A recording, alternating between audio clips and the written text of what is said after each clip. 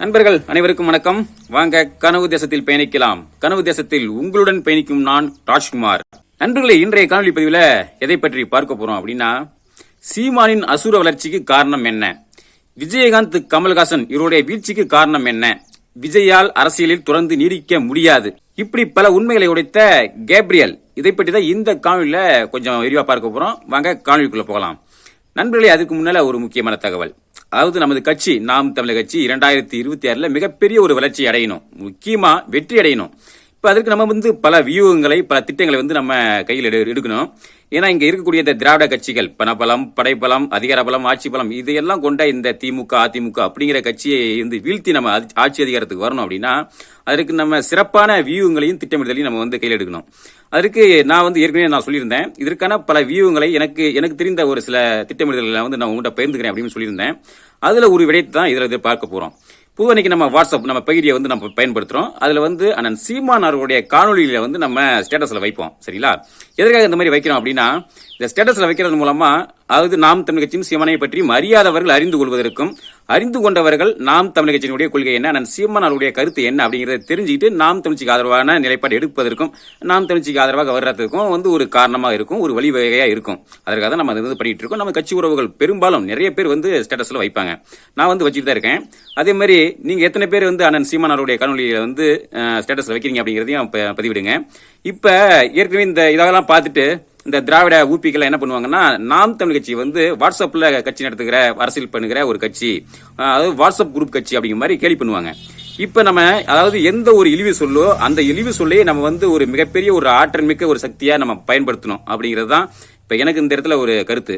எதை வைத்து இந்த திராவிட ஊப்பிகள் நம்மளை இழிவுபடுத்துகிறார்களோ இதே இந்த வாட்ஸ்அப்பை வைத்து நம்ம மிகப்பெரிய ஒரு வளர்ச்சி அடைய முடியும். அது எப்படி அப்படின்னா, இப்போ உதாரணத்துக்கு மிகப்பெரிய ஒரு பாறாங்கல் இருக்குன்னு வச்சுங்களேன். அந்த பாறாங்கல்ல அந்த பெரிய பாறாங்கல்லை உடைக்கிறதுக்கு மிகப்பெரிய ஒரு கருவி வேணும் அப்படிங்கறதான் தேவையில்லை. சின்ன உளி தான். நீங்க நல்லா பாத்திருப்பீங்க. அந்த சின்ன உளியை வச்சுதான் அதை சின்ன சின்ன ஓட்டையா போட்டு அந்த பாறாங்கல்ல ரெண்டா பிளப்பாங்க. அதே மாதிரி தான் நம்ம இந்த வாட்ஸ்அப் அப்படிங்கிறது ஒரு சின்ன ஒரு சாதாரண விடயம் தான். ஆனா இதன் மூலமாகவே மிகப்பெரிய ஒரு புரட்சியை ஏற்படுத்த முடியும். அது எப்படி அப்படின்னா, நம்ம ஏற்கனவே ஸ்டேட்டஸ் வச்சுக்கிட்டு இருக்கோம். ஆனா அது இல்லாம கூடுதலா நம்ம நம்மளது சொந்த கருத்துக்களையும், அதாவது மக்கள் ஒரு அறியாமையில் இருக்காங்க பார்த்தீங்களா, அந்த மக்கள் அறியாமல் இருக்கக்கூடிய மக்களை அவங்களுக்கு விழிப்புணர்வு ஏற்படுத்தக்கூடிய வகையில சில உண்மைகளையும் நம்ம எழுத்து மூலமா அந்த வாட்ஸ்அப்ல நம்ம எழுதி அதை ஸ்டேட்டஸா வைக்கலாம். அது எப்படி அப்படிங்கறத நான் ஒரு மாதிரிக்கு நான் வச்சுக்கிட்டு இருக்கேன். அதாவது எனக்கு நேரம் கிடைக்கும் போதெல்லாம் அநேகமா பாத்தீங்கன்னா இரவு ஒரு 9 மணிக்கு மேல ஒரு 10 மணிக்கு மேல வேலையெல்லாம் முடிச்சுட்டு எந்த மாதிரி கருத்துக்களை எழுதுனா மக்கள் மனதில் ஒரு தாக்கத்தை ஏற்படுத்தும் அப்படிங்கிறதெல்லாம் யோசிச்சு நான் அந்த மாதிரி எழுதி நான் அந்த மாதிரி ஸ்டேட்டஸ்ல வைப்பேன். என்ன ஒரு 5 நிமிஷம் ஆகும், அவ்வளவுதான். நான் ஒரு மாதிரிக்கு இப்ப நான் காமிக்கிறேன். இதே மாதிரி நீங்களும் முயற்சி பண்ணுங்க. நிச்சயம் இதை நம்ம ஒவ்வொரு உறவுகளும் இதை செய்யணும் அப்படின்னா, எப்படி நம்ம வாட்ஸ்அப் ஸ்டேட்டஸ் குறைந்தது ஒரு 50ல இருந்து 100 பேர் வரைக்கும் பார்ப்பாங்க. இப்ப எனது 60ல இருந்து ஒரு 80 பேர் வரைக்கும் பார்ப்பாங்க. இந்த மாதிரி நம்ம வைக்கும் போது நமது ஸ்டேட்டஸை பார்க்கக்கூடிய மாட்டு கட்சி சார்ந்தவர்களாக இருந்தாலும் சரி, நம்ம நண்பர்களாக இருந்தாலும் சரி, உறவினர்களாக இருந்தாலும் சரி, அவங்க பார்க்கும்போது நிச்சயம் அவர்கள் மனதில் ஒரு தாக்கத்தை ஏற்படுத்தும், சிந்திக்க வைக்கும்.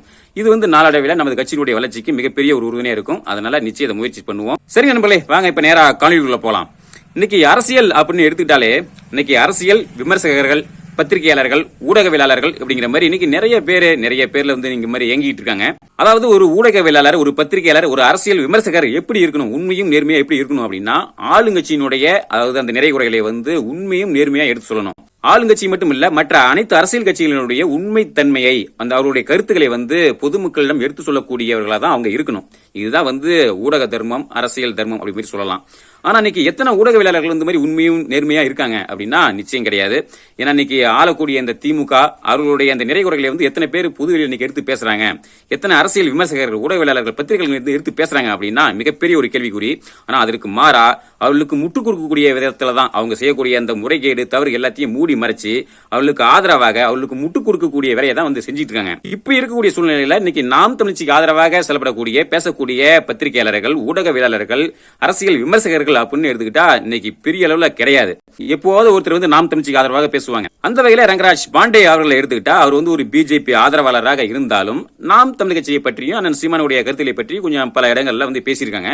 அதுக்கடுத்து ரவீந்திரன் துரைசாமி அவர்கள் எடுத்துக்கிட்டா ஓரளவுக்கு நாம் தமிழ் கட்சியை பற்றிய ஒரு உண்மை கருத்துக்களை கருத்துக்களையும் உண்மைத்தன்மையும் வந்து எடுத்து பேசுவாங்க. அதை நம்ம பார்த்திருப்போம். அந்த வகையில இப்ப சமீபத்துல கேப்ரியல் அவர்கள் நாம் தமிழர் கட்சியினுடைய உண்மைத்தன்மையும் அந்த நாம் தமிழர் கட்சியினுடைய கொள்கைகளையும் இந்த ஐடியாலஜியை பற்றியும் வந்து இப்ப சமீபத்துல பல நேர்காணல்ல வந்து எடுத்து பேசிட்டு வந்துட்டு இருக்காங்க. இப்ப சமீபத்துல பேசினா அந்த நேர்காணல் அதை பற்றி ஒரு சிறிய ஒரு காணொலி இணைக்கிறேன். அதை முதல்ல பாருங்க. ரெண்டாவது, இப்ப நீங்க விஜய்னால சஸ்டெயின்டா நிக்க முடியுமா, இல்லன்னா அவரு இப்போ ஒரு ஹைப்பை கிரியேட் பண்ணிட்டு காணாம போயிருவாடா அப்படின்ற மாதிரி நீங்க கேட்டீங்க. அதுக்கான பதில் என்னன்னு பார்த்தோம்னா, பரவலா இங்க இருக்கக்கூடிய கட்சிகள் மாற்று அரசியல் பேசி வந்த கட்சிகளோட ஹிஸ்டரி எல்லாம் பாத்தீங்கன்னா ஸ்டார்ட் பண்ணும்போது பவர்ஃபுல்லா ஸ்டார்ட் பண்ணுவாங்க. விஜயகாந்த் அவர்களா இருக்கலாம், வைகோ அவர்களா இருக்கலாம், அப்புறம் கமல்ஹாசன் அவர்களா இருக்கலாம். இவங்கெல்லாம் பாத்தீங்கன்னா கட்சி ஆரம்பிக்கும் போது அவங்க அவங்களோட பீக்ல இருந்தாங்க. அதுக்கப்புறம் ஒவ்வொரு எலெக்ஷன்லயும் பார்த்தோம்னா அப்படியே கிராஜுவலா கொஞ்சமா காணாம போயிட்டாங்க. இதுல ஒரே ஒரு எக்ஸெப்ஷன் யாருன்னு பார்த்தோம்னா நாம் தமிழர் கட்சி. நாம் தமிழர் கட்சி ஃபர்ஸ்ட் ஸ்டார்ட் பண்ணும்போது 1% ஓட்டா ஸ்டார்ட் ஆகுறாங்க, இப்ப 8 வராங்க. மற்ற கட்சிகள் எல்லாம் அப்படியே கீழே போய்கிட்டே இருக்கு. இந்த கட்சி மட்டும் ஒவ்வொரு எலெக்ஷன்லயும் ஸ்லோவா ஸ்டெடியா க்ரோ ஆகிக்கிட்டே இருக்கு. அந்த க்ரோத்தை ஸ்டாப் பண்ணவே முடியல. ஏன் இந்த மாதிரி விஷயம் நடக்குதுன்னு பார்த்தோம்னா, மற்ற கட்சிகள் என்ன பண்றாங்கன்னா அவங்க கிட்ட ஐடியாலஜி. வைகோ கிட்டையும் விஜயகாந்த் அவர்கள் கிட்டையும் திராவிடத்துக்கு மாற்றான சித்தாந்தம் இல்ல. கமல்ஹாசன் கிட்ட சித்தாந்தமே கிடையாது. சென்ட்ரிசம்னு ஒரு சித்தாந்தமே கிடையாது. என்ன நண்பர்களே பாத்தீங்களா, அதாவது கேப்ரியல் அவர்கள் வந்து அந்த ஒரு காணொலியில அந்த முழு காணொலி இருக்கு. அந்த காணொலியை வந்து பார்க்காதவங்க போய் பாருங்க. அது இந்த இடத்துல கேப்ரியல் அவர்கள் சொல்லக்கூடிய கருத்து என்ன அப்படின்னா, இன்னைக்கு விஜயகாந்தா இருந்தாலும் சரி, வைகோவா இருந்தாலும் சரி, கமலஹாசனாக இருந்தாலும் சரி, அவர் கட்சி தொடங்கின அந்த சமயத்துல வந்து மிகப்பெரிய ஒரு உச்சத்துல வந்து வாக்கு வங்கி பெறுவாங்க. அதன் பிறகு வந்து தொடர்ந்து படிப்படியா கீழே குறைஞ்சிட்டே வருவாங்க. ஆனா அண்ணன் சீமான் அவர்களை பொறுத்த வரைக்கும் அது கீழே 1% இருந்து இன்னைக்கு 8% வரைக்கும் வந்திருக்காங்க. இதுக்கு என்ன காரணம் அப்படின்னா, அது வந்து அதில் தெளிவா சொல்லி இருப்பாங்க. ஐடியாலஜி, அதாவது கொள்கை. அது ஒரு கொள்கை இருந்தாதான் அந்த கட்சி வந்து ஒரு வளர்ச்சியை நோக்கி போகும். கொள்கை இல்லாத கட்சி நிச்சயம் வந்து ஒரு தேய்பிரையை போல கீழே வந்து கீழ் நோக்கி தான் போகும் அப்படிங்கிற ஒரு மிக சிறப்பான ஒரு கருத்தை வந்து எடுத்து முன் வச்சிருக்காங்க. அதே மாதிரி விஜயனுடைய அரசியலை பற்றி பேசும்போது, விஜயால இந்த அரசியல் காலத்துல வந்து தொடர்ந்து நீடிச்சிருக்க முடியாது அப்படிங்கிற ஒரு கருத்தையை வந்து அதுல பதிவு பண்றாங்க. அதுக்கு என்ன காரணம் அப்படின்னா, விஜய்கிட்ட எந்த ஒரு தனித்துவமான கொள்கையும் கிடையாது. அதாவது பல கட்சியில இருந்து அப்படியே கூட்டு சாம்பார் அப்படிங்கிற மாதிரி பல கொள்கைகளை எடுத்து போட்டு தான் அவர் கொள்கைகளை வந்து அறிவிச்சிருக்காரு. அப்படிங்கும்போது விஜயால வந்து தாக்கு பிடிக்க முடியாது. ஆனா சீமான் அவர்கள் ஒருத்தர் தான் இந்த தொடர்ந்து வந்து களத்துல இருந்து நிக்க முடியும். ஏன்னா ஐடியாலஜி இருக்கு, இந்த திராவிடத்திற்கு மாற்றான ஒரு கொள்கை இருக்கு அப்படிங்கிற ஒரு கருத்தை வந்து பதிவு பண்ணியிருக்காங்க.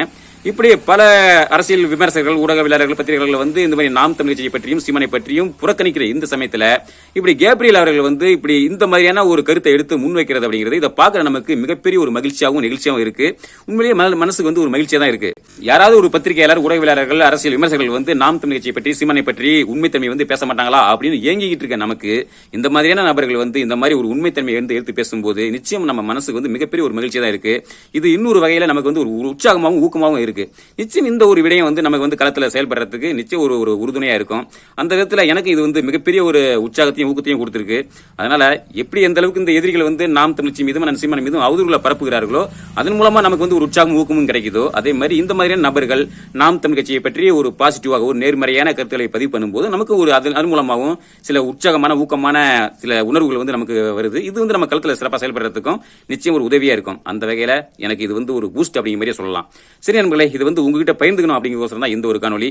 அதனால நிச்சயம் நம்ம வந்து களத்துல சிறப்பா இறங்கி செயல்படுவோம். நம்ம கட்சியுடைய பொறுப்பாளர்கள், உறவுகள் அனைவரும் களத்துல வந்து இறங்கி நிச்சயம் செயல்படுவோம். நிச்சயம் வந்து ஒரு மிகப்பெரிய ஒரு மாற்றத்தை உருவாக்குவோம். ஆனால் சீமான் அவர்கள் வந்து வெற்றி பெற வைப்போம். சரி நண்பர்களே, நிச்சயம் இதை சாய்த்து காட்டுவோம். இந்த தகவலை வந்து உங்களோட பகிர்ந்து கொள்ளதான் இந்த காணொலி. மீண்டும் அடுத்த ஒரு காணொலி சந்திப்போம். நன்றி, வணக்கம்.